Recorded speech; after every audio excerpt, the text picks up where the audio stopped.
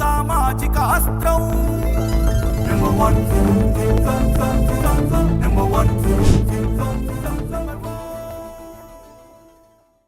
ఏ రాజకీయ పార్టీకైనా ఎన్నికల్లో గెలిచి అధికార పీఠంపై కూర్చోవడమే అంతిమ లక్ష్యం. అందులో తప్పుబట్టడానికి ఏమీ లేదు. ప్రజాస్వామ్యంలో ఇది సర్వసాధారణం. ప్రజలకు సేవ చెయ్యాలంటే కేవలం వారి పట్ల సానుభూతి ఉంటే చాలదు, అధికారం కూడా అవసరమే. అయితే అధికారం కోసం అడ్డదారులు త్రొక్కడం, అలవి కాని అమలు చెయ్యలేని హామీలు ఇవ్వడంపైనే అభ్యంతరమంతా.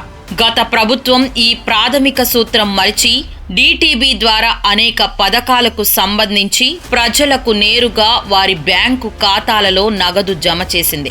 మధ్యవర్తుల ప్రమేయం లేకుండా లబ్ధిదారులకు నగదు జమ చేయడం మంచి విషయమే అయినప్పటికీ రకరకాల పథకాల పేరులతో నిధులు ఖర్చు చేయడం మాత్రం ఆహ్వానించతగ్గ విషయం కాదు. దాదాపు 2.5 లక్షల కోట్ల రూపాయలకు పైగా ప్రజలకు పథకాల పేరుతో నగదు ఇచ్చామని ఆ ప్రభుత్వం గొప్పలు కూడా చెప్పుకుంది. అయితే నిధులన్నీ ఉచిత పథకాల పేరుతో పంపకాలు చేయడంతో రాష్ట్రాభివృద్ధి మాత్రం ఎక్కడ వేసిన గొంగళి అక్కడే ఉంది అన్నట్లుగా అయ్యింది. ఒక పక్క రాష్ట్రానికి సరైన రాజధాని లేదు. ప్రభుత్వ ఉద్యోగులకు జీతాలు ఇవ్వడానికి ప్రతి నెల అప్పులు చేయాల్సిన పరిస్థితి. దానికి తోడు 1000 కోట్ల రూపాయల వ్యయమయ్యే ఉచిత పథకాలు. మొత్తంగా రాష్ట్రం అధోగతి పాలయ్యింది. వీటన్నింటికీ తోడు అధికార పార్టీ నాయకుల వ్యక్తిగత స్వార్థం వల్ల రాష్ట్ర వ్యాప్తంగా భూదందాలు, కబ్జాలు, అక్రమాలు, పథకాలలో దోపిడీలు, తిలా పాపం తలా పిడికడు అన్నట్లుగా అందరూ కలిసి రాష్ట్రాన్ని అల్లకల్లోలంగా మార్చేశారు.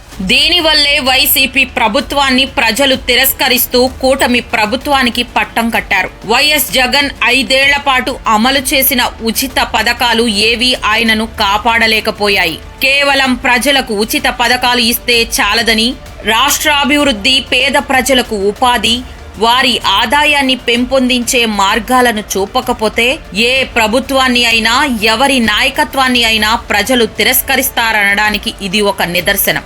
రాజకీయాలలో సుదీర్ఘ అనుభవం, ముఖ్యమంత్రిగా 14 సంవత్సరాలు, ప్రతిపక్షంలో 2 దశాబ్దాల అనుభవం ఉన్న నారా చంద్రబాబు నాయుడు నాయకత్వంలో ఉప ముఖ్యమంత్రిగా పవన్ కళ్యాణ్ తో కలిసి కూటమి ప్రభుత్వం కొలువు తీరింది.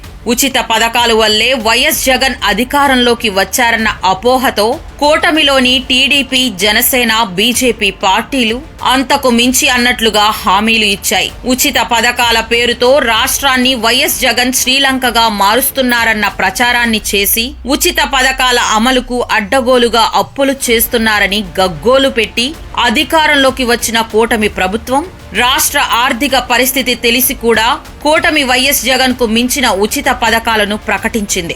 ఆడబిడ్డ నిధి, అన్నదాత సుఖీభవ, నిరుద్యోగ భృతి, ఎన్టీఆర్ భరోసా పెన్షన్, ఫ్రీ బస్సు, చంద్రన్న పెళ్లి కానుక, ఎన్టీఆర్ విద్యోన్నతి, దీపం పథకం, ప్రతి ఆడబిడ్డకు 1500 రూపాయలు, ఇంట్లో ఎంతమంది చదువుతుంటే అంతమందికి 15,000 రూపాయలు వంటి పథకాలను ప్రకటించింది. వీటిలో దీపం పథకం మాత్రమే ప్రస్తుతం అమలవుతుంది.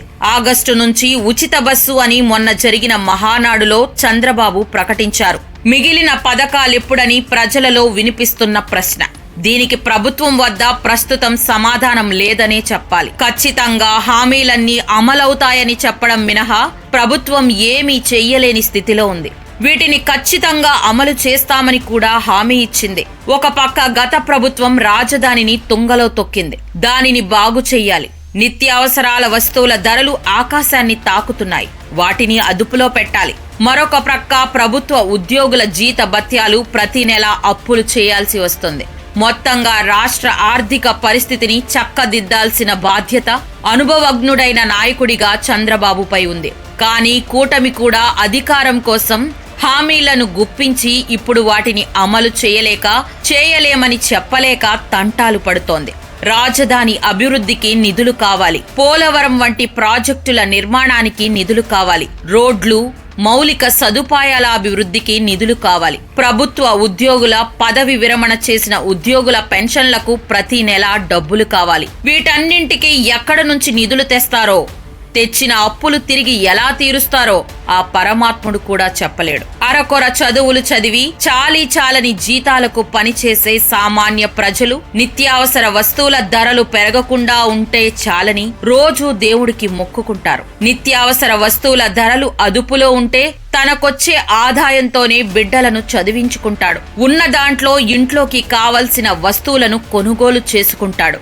ఏ పార్టీ అయినా ఏ ప్రభుత్వమైనా మౌలిక వసతులను సమకూర్చి ధరలను నియంత్రించగలిగితే చాలు, సగటు మనిషి జీవితం సంతోషంగానే గడుస్తుంది. అధికారం కోసం నోటికొచ్చిన వాగ్దానాలను చేసి లక్షల మంది ప్రజలు కష్టపడి సంపాదించి కట్టిన వేల కోట్ల రూపాయల పన్నులను కొంతమందికి ఉచిత పథకాల పేరుతో పంచిపెట్టడం ఎంతవరకు సమంజసమో నాయకులే నిర్ణయించుకోవాలి. గత ప్రభుత్వం 2.5 లక్షల కోట్ల రూపాయలు ఉచిత పథకాల పేరుతో పంచింది. దానికన్నా 50,000 కోట్ల రూపాయలతో ధరల స్థిరీకరణ నిధి ఏర్పాటు చేసి ఎక్కడ నిత్యావసర వస్తువుల ధరలు పెరుగుతున్నాయో అక్కడ ఆ నిధి నుంచి డబ్బులు సబ్సిడీ రూపంలో పెరిగిన ధరను ప్రభుత్వం చెల్లించగలిగితే సామాన్యుడికి పాత ధరకే నిత్యావసర వస్తువులు లభించి అదనపు భారం పడకుండా ఉంటుంది.